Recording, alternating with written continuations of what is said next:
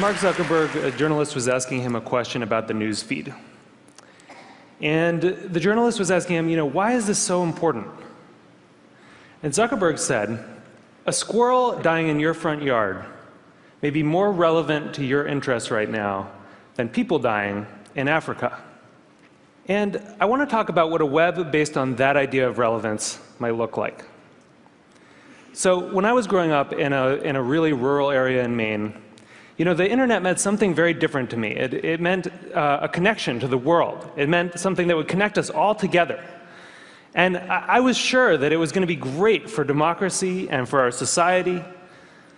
But there's this kind of shift in how information is flowing online. And it's invisible.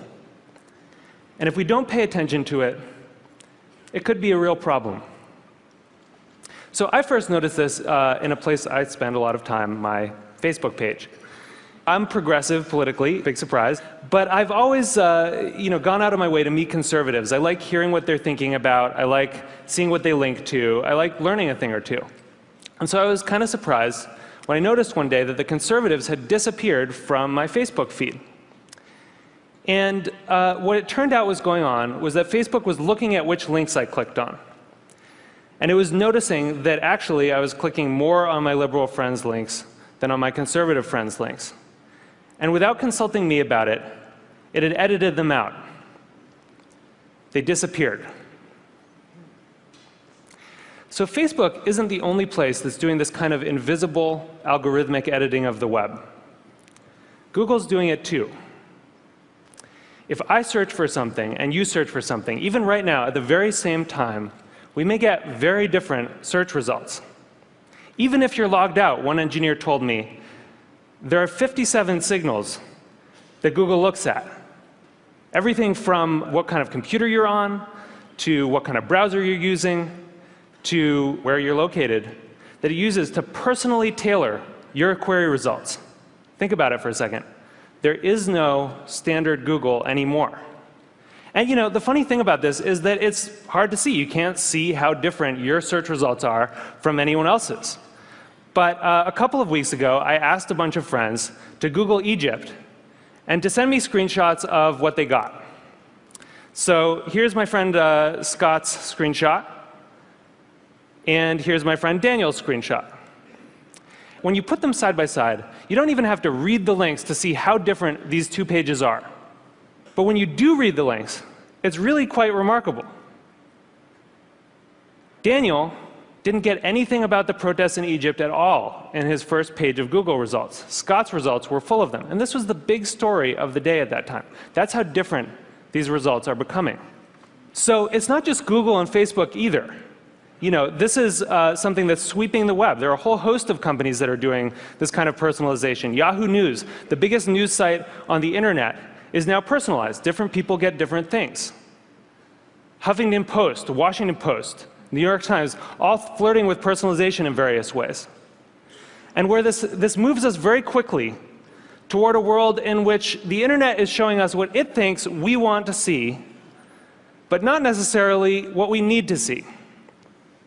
As Eric Schmidt said, it'll be very hard for people to watch or consume something that has not, in some sense, been tailored for them. So I do think this is a problem. And I think if you take all of these filters together, if you take all of these algorithms, you get what I call a filter bubble. And your filter bubble is kind of your own personal, unique universe of information that you live in online. And what's in your filter bubble depends on who you are, and it depends on what you do. But the thing is that you don't decide what gets in. And more importantly, you don't actually see what gets edited out. So one of the problems with the filter bubble was discovered by some researchers at Netflix. And they were looking at the Netflix queues, and they noticed something kind of funny that a lot of us probably have noticed, which is there are some movies that just sort of zip right up and out to our houses. They enter the queue, they just zip right out. So Iron Man zips right out, right? And Waiting for Superman can wait for a really long time. What they discovered was that in our Netflix queues, there's kind of this epic struggle going on between our future aspirational selves and our more impulsive present selves. You know, we all want to be someone who has watched Rashomon. But right now, we want to watch Ace Ventura for the 4th time.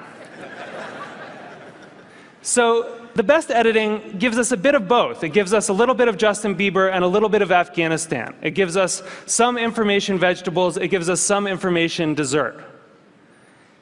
And the challenge with these kind of algorithmic filters, these personalized filters, is that because they're mainly looking at what you click on first, you know, it can throw off that balance. And instead of a balanced information diet, you can end up surrounded by information junk food. So what this suggests is actually that we may have the story about the internet wrong. In a broadcast society, you know, this is how the founding mythology goes, right? In a broadcast society, there were these gatekeepers, the editors, and they controlled the flows of information. And along came the internet, and it swept them out of the way, and it allowed all of us to connect together, and it was awesome. But that's not actually what's happening right now. What we're seeing is more of a passing of the torch from human gatekeepers to algorithmic ones. And the thing is that the algorithms don't yet have the kind of embedded ethics that the editors did. So if algorithms are going to curate the world for us, if they're going to decide what we get to see and what we don't get to see, then we need to make sure that they're not just keyed to relevance. We need to make sure that they also show us things that are uncomfortable or challenging or important. This is what TED does, right? Other points of view. And the thing is, we've actually kind of been here before as a society. In 1915, it's not like newspapers were sweating a lot about their civic responsibilities. Then people kind of noticed that they were doing something really important. That in fact, you couldn't have a functioning democracy if citizens didn't get a good flow of information. That the newspapers were critical because they were acting as the filter, and that journalistic ethics developed. It wasn't perfect, but it got us through the last century. And so now, we're kind of back in 1915 on the web. And we need the new gatekeepers to encode that kind of responsibility into the code that they're writing. You know, I know there are a lot of people here from Facebook and from Google, Larry and Sergey, who, you know, people who have helped build the web as it is, and I'm grateful for that. But we really need you to make sure that these algorithms have encoded in them a sense of the public life, a sense of civic responsibility. We need you to make sure that they're transparent enough that we can see what the rules are that determine what gets through our filters.